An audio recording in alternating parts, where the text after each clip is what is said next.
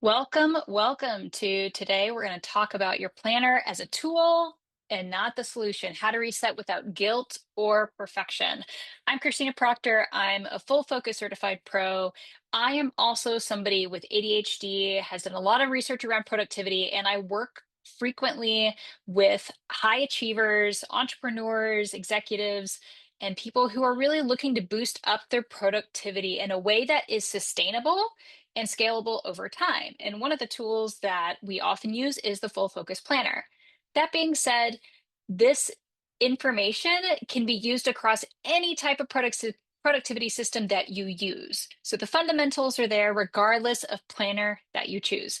So let's get started.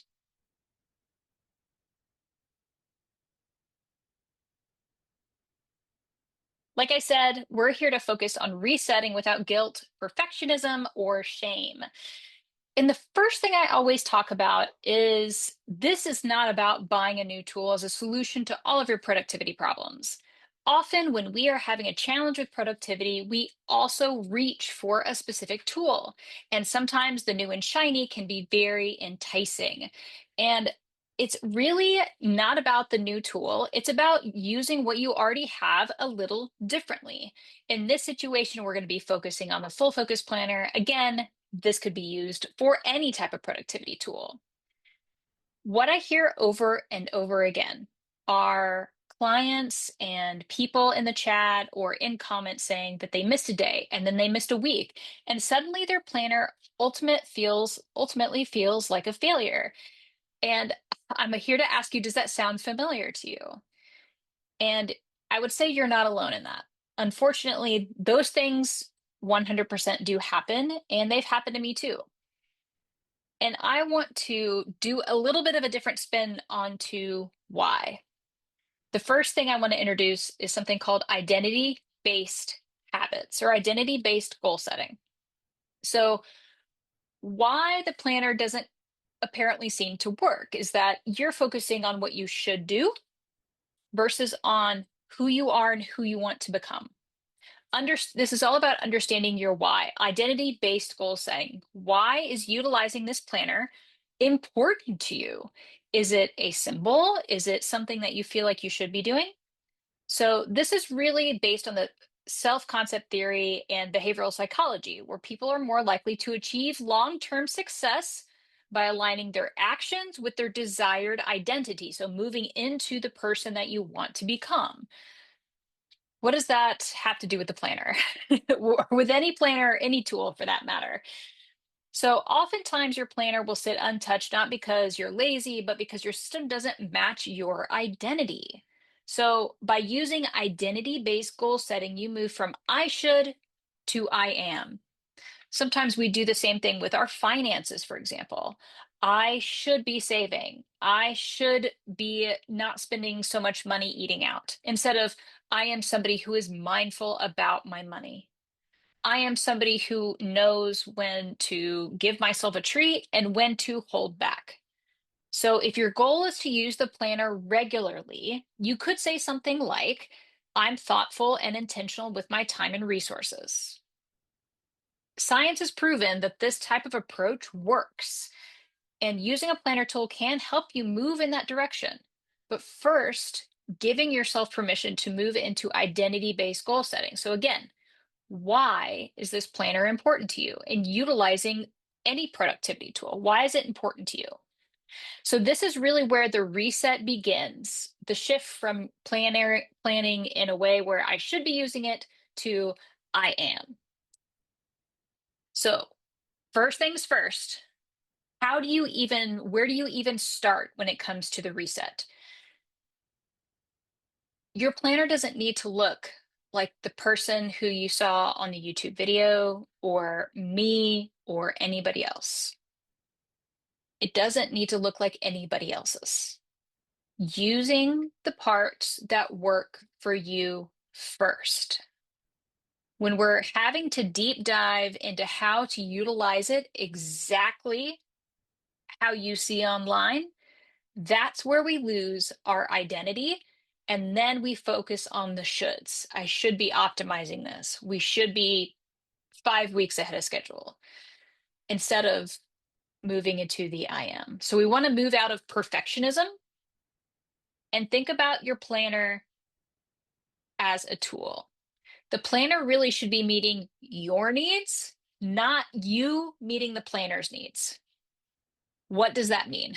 It means that if you are forcing yourself to go in and do every single section of the planner for 2 weeks, you're going to burn out and you're going to hate it. Instead, focus on what it can do for you. How is it a part of your system? They don't have to be rigid. It's okay to use only certain parts of the planner. For example, in the full focus planner, focusing on the weekly preview and maybe your daily top 3. And that's what you focus on to move your projects and your goals forward week over week.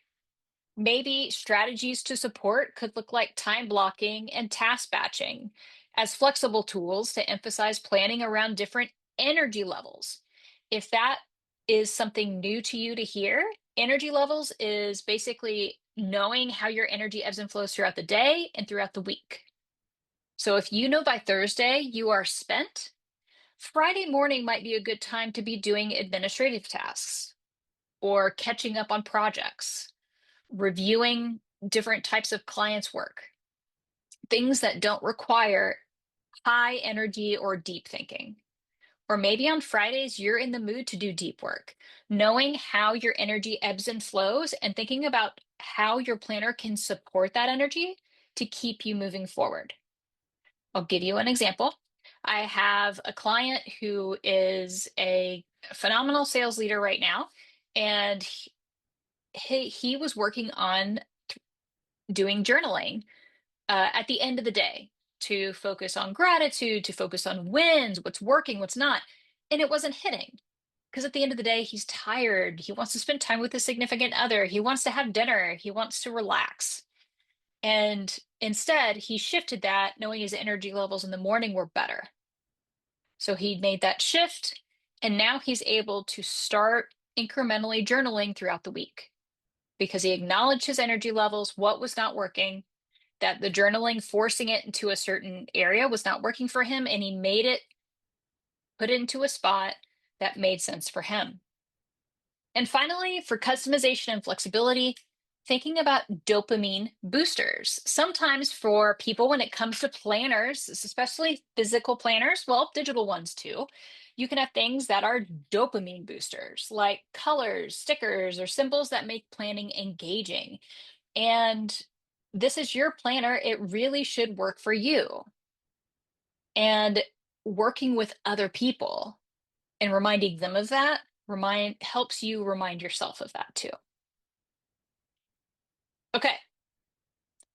Along the lines of continuing ditching perfection, we all have overwhelm. Starting with one thing is the key here.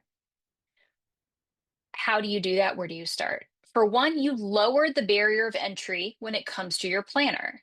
If you have the full focus planner or even something as simple as a notebook with some lines in it, what you want to do is figure out how to lower the barrier of entry to start. That could be start by using it just one part of the planner to track appointments or schedules, or using the notes page to write down notes when you're in phone calls. Another part to lower the barrier of entry is habit anchors, using the planner within the context of other routines. So also can be habit stacking. So maybe you use it whenever you're having your morning coffee or you're going into your lunch break, and that's when you're going to review your planner for the day or for the rest of the day or for the afternoon next week, whatever you want to do. So habit anchors, where do you already have habits and where can you layer it in? So it's better to check the planner once a day than aiming for perfection and having it with you all the time. And something that is helpful is remembering that even opening your planner once a day counts. Lowering the barrier of entry is key. Accountability and group support. So when you are struggling to implement a new productivity tool, having external accountability can be helpful, especially if you are somebody with ADHD or have challenges with executive functioning skills. So that's why this masterclass specifically isn't just content, it's also about community. So us coming together and having these conversations. So building community and encouraging planner use. So the main area here, or the main thing you want to focus on, where could you have external accountability when it comes to your productivity tool, whether that be a planner, a online tool like Samsana or Monday.com? Where could you have some group check-ins to have some external accountability for you to go in and look at it or open your planner before you have a meeting or a check-in? What could that look like? The second point here is encouraging accountability within the group to maintain consistency. So that goes back to having that external accountability and then sharing progress, what's working and also what's not. This helps create positive reinforcement and also shares experiences for what's working, what's not, and how to get back on track and having a supportive environment. I would like to think about the real reasons why we fall behind when it comes to our productivity tools. And also, it's not your fault. So, I have ADHD in here specifically because I myself have ADHD. And to be frank, I work with a lot of people who don't have ADHD and they still have these challenges. Some of the areas where people have a tendency to fall behind in productivity tools as a whole, they have time blindness, and they also struggle with perfectionism. We talked about that. And they also have visual distractions.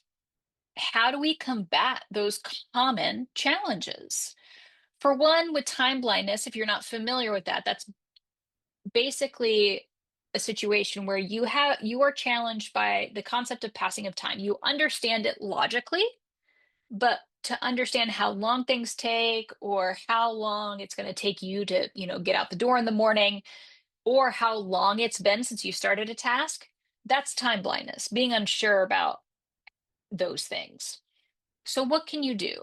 One of the things you can do is maybe set a visual timer. I use this one where I might set my timer for 15 minutes and then I can literally visualize and see time passing.